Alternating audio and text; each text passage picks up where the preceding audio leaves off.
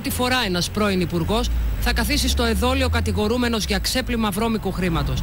Σύμφωνα με το βούλευμα του Συμβουλίου Εφετών, ο Άκης Τσοχατζόπουλος κατ' επάγγελμα και κατ' εξακολούθηση ξέπλαινε τις μίζες των εξοπλιστικών προγραμμάτων μέσω αγοράς ακινήτων, των οποίων ο πραγματικός ιδιοκτήτης, που ήταν ο ίδιος, κρύβονταν πίσω από ένα δίκτυο εξωχώριων και εσωχώριων εταιριών.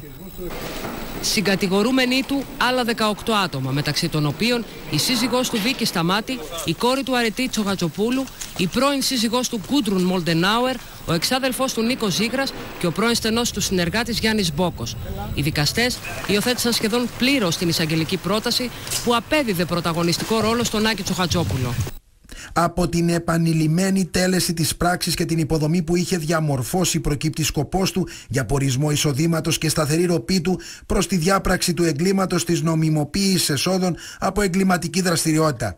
Τέλεσε τις ως άνω πράξεις βάσει σχεδίου, μέσω ενός καλωστημένου και πολύπλοκου δικτύου εγχώριων και εξωχώριων εταιριών και της χρησιμοποίησης πλήθους τραπεζικών λογαριασμών για την εξαφάνιση των ιχνών των επιληψίμως χρημάτων μέσα από δεδαλώδεις διαδρομές, έχοντας διαμορφώσει οργανωμένη ετοιμότητα τέλεσης του εγκλήματος.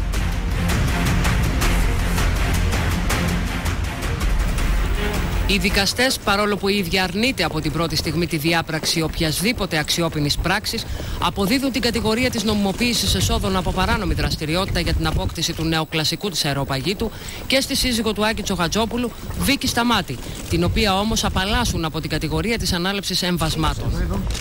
Η πράξη που πιθανολογείται ότι τελέστηκε και θα ερευνηθεί από το δικαστήριο είναι αδύνατο να γίνει δεκτή, διότι αφορά μόνο το προαναφερθέν διαμέρισμα, ενώ η κατ' επάγγελμα τέλεση του αδικήματος απαιτεί επανειλημμένη τέλεσή του.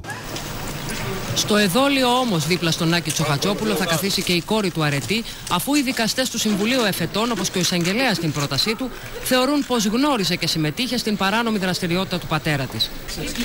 Όσον αφορά στον Νίκο Ζήγρα, παρά τη στάση που κράτησε παραδεχόμενος πολλές από τις πράξεις που του αποδίδονται, φαίνεται ότι δεν έπεισε, όπως προκύπτει και από την εισαγγελική πρόταση. Το ότι απέφυγε να συνεισφέρει, αν και γνώριζε κρίσιμα στοιχεία για τη διαλεύκαση της υπόθεσης ή εξέθεσε τέτοια στοιχεία ανακριβώς, δημιουργεί αμφιβολίες για την ειλικρίνειά του. Είναι βέβαιο ότι γνωρίζει περισσότερα από όσα έχει ήδη αναφέρει. Για το Δικαστικό Συμβούλιο, ωστόσο, πλην του Ευτύχιου Ατσοπάρδη, εκπροσώπου για ένα διάστημα της Offshore Bluebell, που και ο εισαγγελέας είχε την άποψη ότι πρέπει να πάυσει οριστικά η δίωξή του λόγω έλλειψης στοιχείων, ενοχή δεν προκύπτει και για τη θεία της Βίκης Σταμάτη, Εκατερίνη.